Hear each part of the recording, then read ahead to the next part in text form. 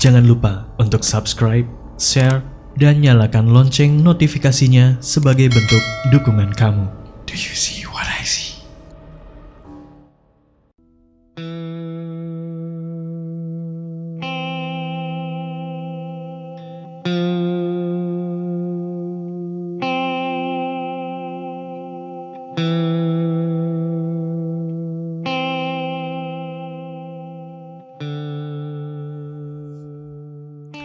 Aku bekerja sebagai video editor di salah satu konten horor di YouTube. Namaku Eka. Saat ini konten horor memang sedang booming, sehingga banyak konten creator yang membahas tentang horor di channel mereka. Termasuk juga channel Menguak Misteri, di mana Rudy yang berperan sebagai host, Anto kameramen, dan aku sebagai editor. Subscriber kami bahkan belum mencapai 1.000, padahal sudah hampir setahun berjalan. Melakukan eksplorasi ke tempat-tempat mistis atau yang terkenal karena keangkerannya, mungkin sudah terlalu banyak YouTuber senior yang melakukannya. Jadi kami memilih untuk mengungkap mitos-mitos atau urban legend beserta pembuktian apakah mitos tersebut benar atau hanya sekedar cerita dari nenek moyang yang diciptakan untuk menakut-nakuti. Tapi nampaknya konten horor tanpa penampakan itu dianggap kurang greget oleh sebagian besar warga plus 62 ini. Aku menatap layar HP-ku yang menyala. Hey Ruth, kenapa? Eka, kita harus meeting sebentar nih, sebelum bikin konten besok. Oke, di mana ketemuannya? Malam ini langsung ke kosku ya, jangan lupa bawa martabak. Aku menutup telepon dan segera menuju ke kamar mandi. Assalamualaikum. Sapaku di depan pintu kamar Rudy. Waalaikumsalam. Balas Rudy dan Anto berbarengan. Malam ini kita mau bahas apa, Ruth? Tanyaku langsung pada intinya. Rudy yang masih asik mengunyah martabak yang kubeli dalam perjalanan tadi, berusaha menelannya bulat-bulat, lalu panik meminum air. Gini guys, selama ini kan konten kita adalah konten horor, tapi belum pernah ada penampakan sama sekali. Wait, aku gak setuju ya kalau kita edit video seolah ada penampakan hantu template seperti kebanyakan orang lain bikin konten. Itu sama saja penipuan. Potongku tegas. Aduh, makanya kamu dengerin dulu aku bicara sampai selesai. Ujar Rudy sewot. Oh, oke. Maaf deh. Jadi gini, aku kemarin kenalan dengan seseorang. Dia pernah cerita bahwasanya pocong yang selama ini diketahui banyak orang adalah sosok berbalut kain kafan putih itu sebenarnya bukan pocong. Pocong yang asli itu warnanya justru hitam dan hanya berupa bayangan saja. Nah, sedangkan yang berwujud pocong berwarna putih itu sebenarnya adalah portal ke dunia lain. Aku dan Anto hanya melongo mendengar penjelasan Rudy barusan. Terus, apa hubungannya pocong dengan meeting kita sekarang? Tanya Anto kebingungan. Kalian ini payah banget sih. Kan konten kita menguak mitos dan urban legend. Anggap saja cerita kenalanku ini adalah mitos yang belum terpecahkan. Jadi, besok kita hunting pocong, lalu kita buktikan apakah benar pocong yang selama ini sering dilihat orang berwarna putih itu adalah portal ke dunia lain atau bukan? Kata Rudy bersemangat. Wow, tunggu dulu. Aku masih kesulitan mencerna maksud kamu. Jadi kita mau cari pocong putih dan membuktikan apakah mitos itu benar atau tidak. Cari pocong di mana? Terus cara membuktikannya bagaimana? Siapa yang mau membuktikan? Kalau aku sih nggak mau ya. Mending aku nggak ikutan deh. Ujarku tegas. Tenang guys, aku udah tahu kok caranya. Kain di bagian muka pocong itu kan biasanya terbuka sedikit. Nah, di bagian itulah kita harus memasukkan kepala kita untuk melihat dunia lain yang katanya sangat indah. Lokasi hunting sudah aku tentukan. Ini juga berdasarkan info dari kenalanku tadi. Caranya supaya mereka datang pun aku sudah ada. Pokoknya tenang Mamen. Serahkan semua pada Rudy. Kata Rudy sambil menepuk dadanya. Aku menghela nafas berat. Perasaanku jadi tidak nyaman. Tapi aku sendiri bisa apa? Sudah hampir setahun kami membuat konten. Menghabiskan biaya transportasi, membeli kamera, dan masih banyak biaya-biaya lain yang tak terduga. Menguras isi dompet kami. Bahkan subscriber dan penonton pun tidak tembus di angka 1000. Kamu yakin gak bakal kenapa-kenapa? Tanyaku meyakinkan Rudy. Tenang guys, aku yakin gak bakal ada apa-apa kok. Demi konten kita nih. Jawab Rudy sambil menepuk bahu kami. Jujur aku salut dengan pengorbanannya. Oke deh, besok kita langsung aja ketemu di lokasi ya. Kabarin aja pastinya di mana dan jam berapa kita kumpul, kataku pada akhirnya. Malam itu, kami mematangkan lagi rencana untuk membuat konten besok. Kami menatap gapura yang sudah dipenuhi karat ini. Kuburan Sumbing.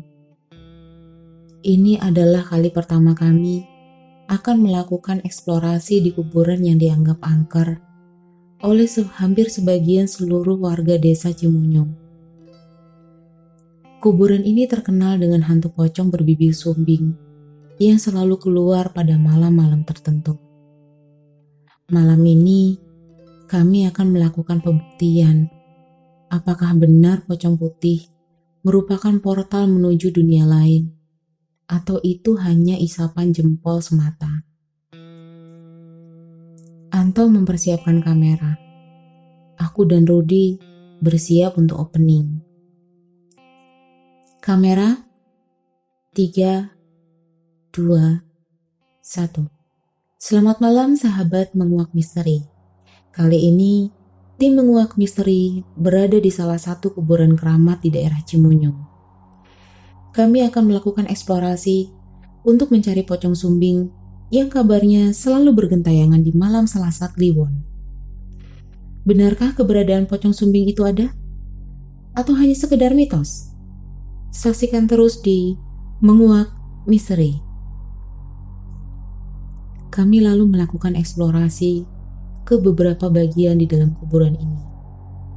Namun sepertinya keberadaan makhluk halus tak nampak satupun.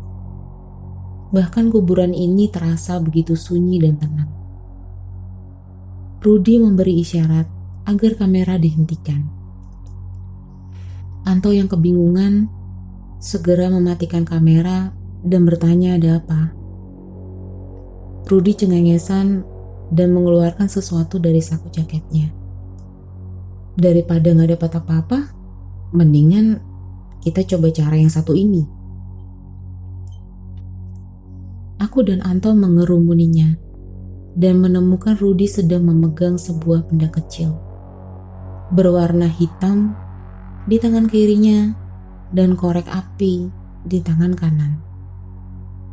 Tampaknya dia siap membakar benda itu. "Apa itu?" tanyaku bingung. Aroma yang ditimbulkan dari benda ini bisa mengundang makhluk halus. "Kita buktikan sekarang," jelas Rudi sambil membakarnya. Asap putih keluar di saat benda itu mulai terbakar. Aroma menyengat menusuk hidungku dan membuatku mual. Rudi meletakkan benda itu dan mulai jalan berkeliling. "Hei, pocong sumbing, keluar kau. Kami tidak takut. Ayo muncul," teriak Rudi seperti orang gila. "Rud, apa-apaan sih kamu? Nanti bukan hanya setan yang keluar, tapi warga sekitar bisa mengusir kita dari sini," bentakku panik. Rudi terus berteriak, seolah menantang semua makhluk penghuni kuburan ini untuk berkelahi dengannya. Tak lama berselang, kami melihat rimbunan pohon bambu yang ada di salah satu sudut bergoyang. Anto dengan sigap menyalakan kamera, dan Rudi langsung menghampiri rimbunan bambu itu. Samar-samar muncul sosok putih yang semakin lama semakin jelas terlihat di depan pohon bambu itu. Pocong? Makhluk itu berdiri di sana tak bergerak. Aku tercekat dan tak sanggup untuk menggerakkan tubuhku. Rudi yang mungkin sudah penasaran, pelan-pelan mendekati sosok berbalut kain kafan itu dan meraih kepalanya. Rudi meraih kepalanya dan mulai mendekatkan mukanya ke muka pocong itu. Perlahan mulai mendekati hingga beberapa senti dan membenamkan mukanya ke dalam rongga muka pocong itu. Boom. Tanah yang kupijak terasa bergetar, membuat aku dan Anto jatuh tersungkur. Kamera terlempar dalam posisi masih merekam. Aku menarik baju Anto dan segera menyuruhnya untuk pergi. Kami berdua menatap berkeliling, namun Rudi sudah tidak ada. Angin bertiup kencang dan pohon meliuk-liukkan batangnya seolah mengusir kami. Anto meraih kamera lalu lari keluar. "Buruan Kak, mungkin Rudi udah di parkiran," katanya sambil terus berlari. Kami tiba di parkiran dan menemukan motor Rudi masih ada di sana. "Rudi mungkin masih di dalam toh. Ayo kita cari lagi." "Kau sinting ya? Kau saja yang cari sana. Aku gak mau ikut masuk ke dalam." "Hei, ingat toh, bagaimanapun juga Rudi rekan dan sahabat kita. Kita tidak boleh lepas tangan begitu saja. Oke, biar kupikirkan dulu. Mungkin sebaiknya kita sekarang bertemu kepala desa dan minta bantuan beliau saja. Bagaimana?" "Iya, oke lah. Mau bagaimana lagi?" Kami berdua mengetuk pintu rumah kepala desa. Pak Hadi membuka pintu rumahnya dan bingung menatap kami berdua yang berdiri dengan muka pucat. "Ada apa ini malam-malam, Jang?" "Maaf mengganggu, Pak. Kami yang tadi minta izin untuk eksplorasi ke kuburan Sumbing. Teman kami hilang, Pak. Kami bingung harus bagaimana," kataku memelas. Pak Hadi mempersilahkan kami masuk dan meminta penjelasan dari awal. hingga Rudi menghilang secara misterius. Anto menunjukkan bukti rekaman yang ternyata saat diputar tidak ada penampakan pocong di dalam video. Hanya Rudi yang berdiri mematung, lalu perlahan bergerak melipat kedua tangannya dan seluruh tubuhnya berputar di tempat. Setelah itu, kamera terjatuh dan menyorot ke arah lain, hingga terdengar kepanikan kami yang lari keluar area pekuburan. Pak Hadi menghela nafas berat. Saya tidak bisa banyak membantu kalian, tapi saya sarankan kalian minta bantuan ke Ustadz Bakri. Mari, saya antarkan sekarang. Kami bertiga mengendarai motor menuju ke rumah Ustadz Bakri yang berjarak sekitar 2 km dari rumah Pak Hadi. Ustadz Bakri mengatakan jika Rudi sudah lancang menantang jin penghuni kuburan keramat dan bahkan bersikap sembrono. Itu sebabnya saat ini Rudi ditawan di dunia mereka. Dan bila tidak segera ditolong, maka Rudi akan menjadi penghuni dunia lain untuk selamanya.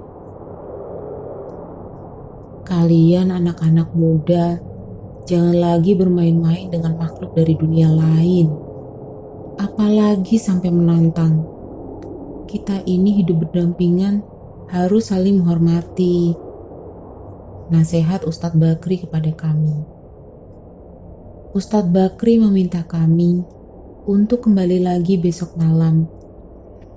Kami pun langsung menyanggupinya dan kembali lagi keesokan harinya.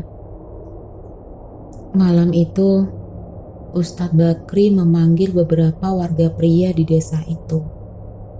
Beliau telah menyiapkan tikar untuk tempat kami lesehan. Kami melakukan pengajian layaknya tahlilan saat itu. Walaupun bingung, aku mengikuti saja prosedur yang sedang dilakukan Ustadz Bakri.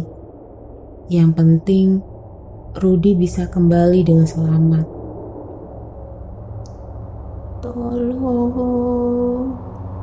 Tolong saya. Sayup-sayup terdengar suara yang berasal dari pintu depan. Kami serempak menatap ke arah pintu yang terbuka itu dan hampir kabur semua saat melihat sosok pocong dengan kain kafan lusuh. Ustadz Bakri dengan sigap memerintah mereka untuk terus melantunkan ayat suci Al-Quran.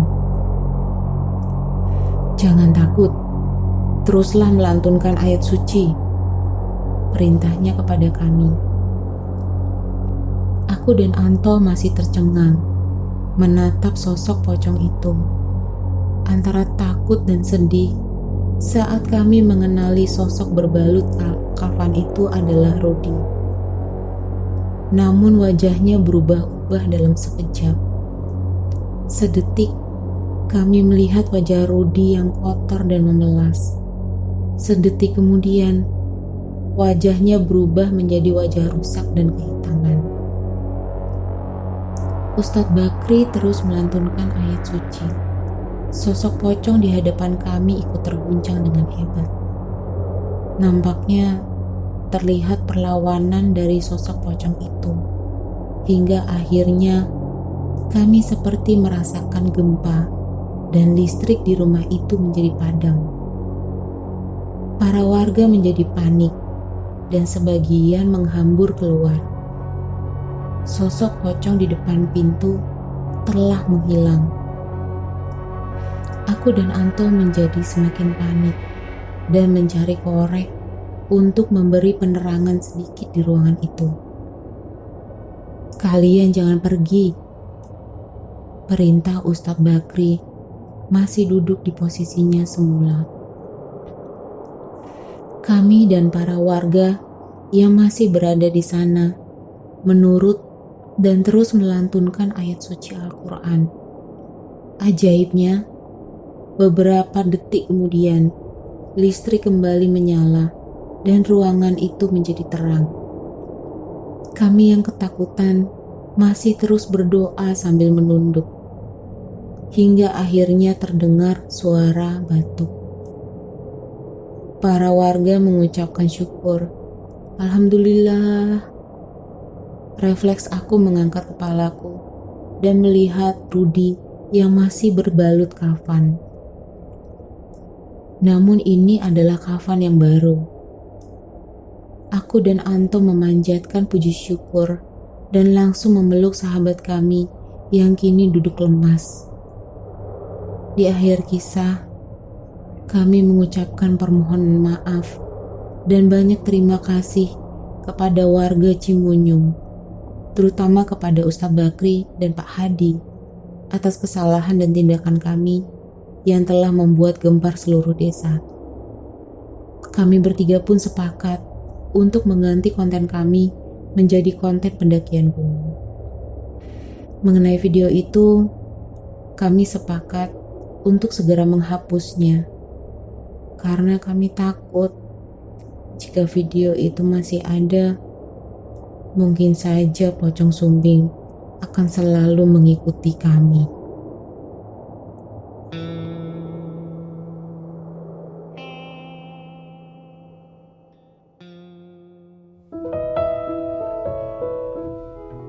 Oke, terima kasih udah dengerin. Jangan lupa juga dengerin cerita pendek tema horor lainnya yang merupakan kolaborasi antara podcast Main Mata dan podcast Do You See What I See. Di Spotify podcast Main Mata ada 5 cerita pendek horor yang bisa kamu dengerin. Ada yang judulnya Talitasi, itu ditulis oleh Arnelis. Ada juga Sis by the Window, ditulis oleh Angelica Vermariska. Kemudian ada Panggone Demit, ditulis oleh Riz Megawarna. Lalu ada Rumah Taman Kanak-Kanak, ditulis oleh Nuansa Dea Nabila. Dan terakhir, pastinya ada juga cerpen yang dibacakan oleh Mr. Popo. Judulnya Mobil Bekas, ini ditulis oleh Bayu, pendengar setia podcast Do You See What I See. Itu aja episode kali ini. Sekali lagi terima kasih udah dengerin. Sampai jumpa.